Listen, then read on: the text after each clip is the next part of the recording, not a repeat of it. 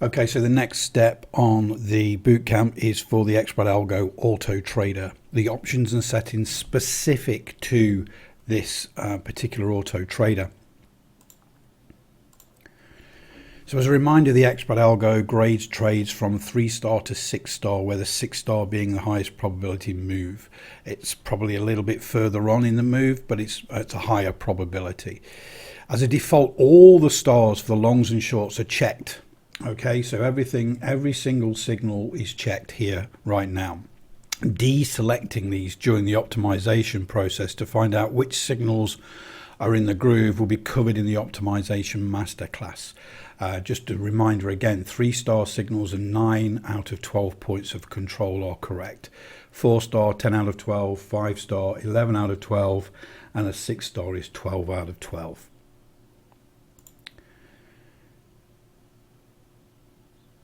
So this is what a signal looks like on the xBratAlgo Auto Trader chart. So this signal is a 5-star signal here. Okay, so there's an up arrow with a little star, and the numbers in cyan also denotes the long, and magenta for the shorts.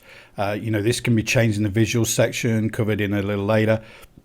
And of course we have the green vertical lines here as well to really make those signals stand out. We'll keep revisiting this chart as we build up the picture of all the specific settings for the xBratAlgo. Just another quick note there, you remember in the general settings section on the PNL, you can see xBratAlgo PNL here, this 6-star buy signal here which hit target, this is the profit and loss down here on that subchart. So let's go through the entry parameters. So a lot of them are self-explanatory, but I need to go through them all. So the entry quantity is the amount of futures contracts to be traded for each trade. The default is 1. This can be changed when you're optimizing. So if you're, for example, you've got a large account or you're trading micros, in this case, you can see there's a quantity of 5 in there. The order type, the default is set to stop market, but these others are available: stop limit, MIT market, limit orders.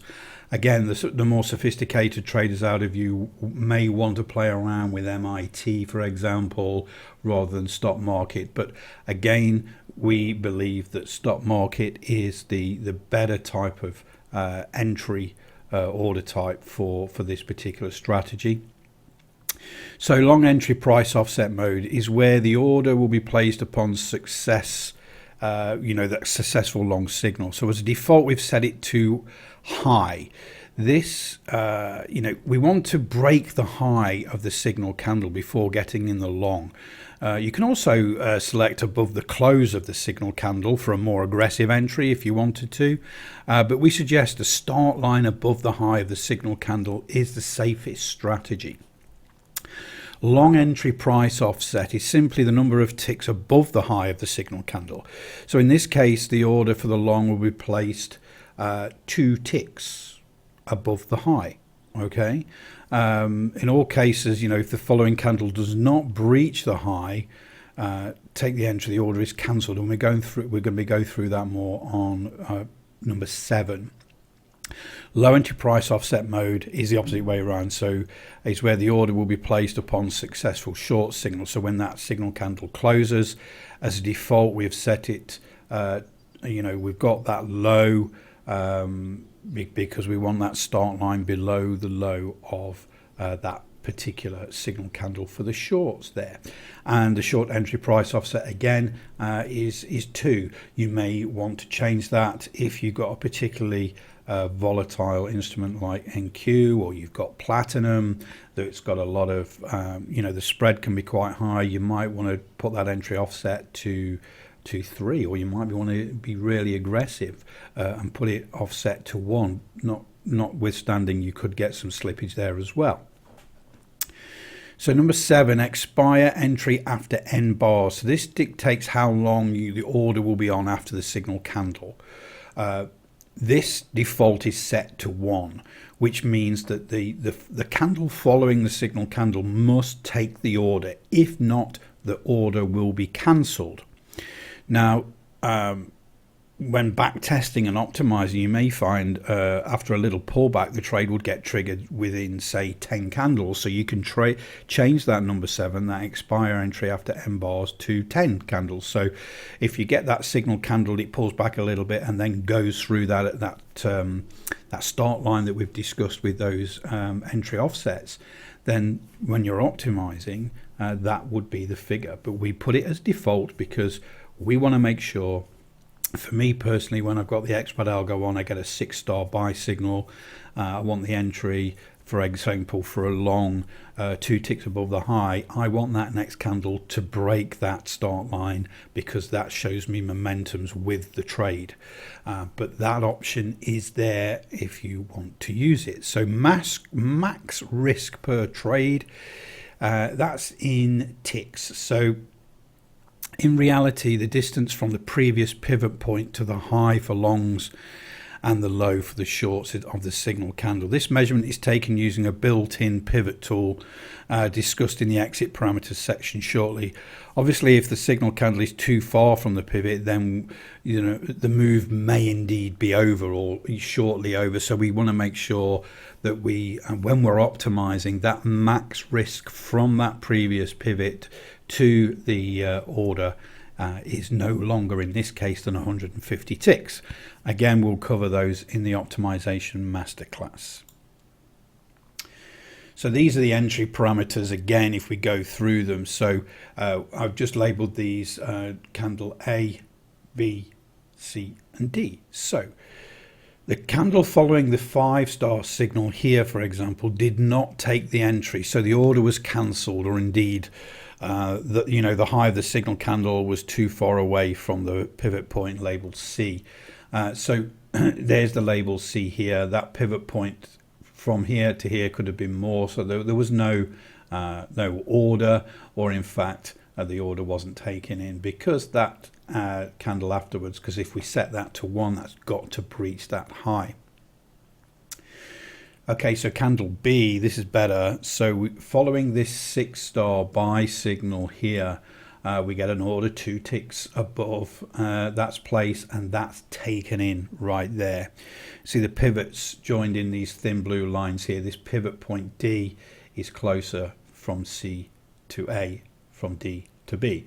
So in this case, the criteria is met. It was below that minimum risk per ticks from that previous pivot point, and we breached the start line on that following candle, and then we took the trade and it hit our target.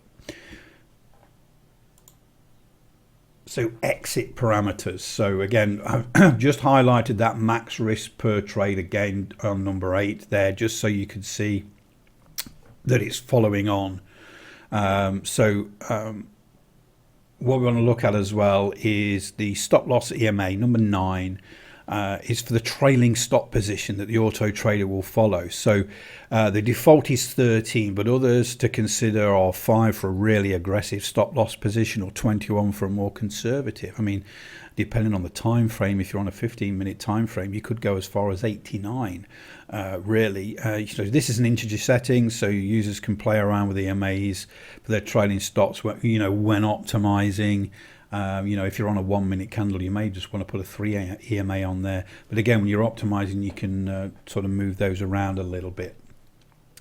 So as soon as that trade goes in, the following candle after that entry candle, if you like, the stop gets adjusted. Initially, the stop is at the pivot that we've just measured for that first candle. Once that first candle in the trade is closed, the stop gets adjusted automatically to that stop loss EMA period, and then we'll continue to follow that for the rest of the trade until the target's taken out or the trailing stop. Okay, so number 10, pivot deviation type is the set to points by default, but percentage available for use when optimizing. So, use points to begin with, but then, those sophisticated traders may want to look at percentage as well. But you really need to understand that you're looking at those pivots to help you get that max risk per trade. So when you are adjusting these, and we'll do that in the masterclass, you need to get those pivots looking right, and there will always be slight variations because of the prices of an instrument. So you need to, and we'll go through that in the masterclass. So this leads into number 11, pivot deviation value, determined by the value of an instrument. For example, NQ has 5 digits before the decimal point, whereas currencies futures like 6B only has 1 digit before the decimal point and 4 after the decimal point.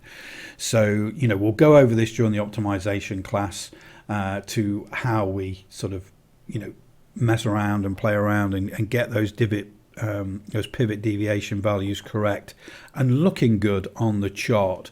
Number 12, pivot use high and low is checked as default, as this is a true pivot, but you can uncheck this when optimizing for certain instruments that aren't massive movers. So again, it's all about that optimization process.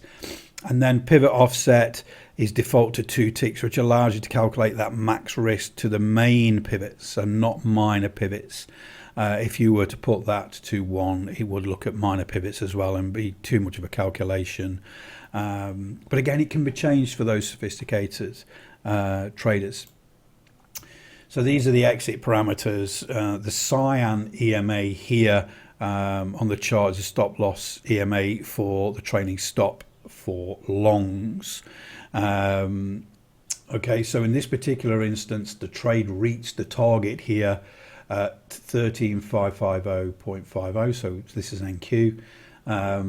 So this trailing stop, although it was there, would have been cancelled as soon as we hit the target.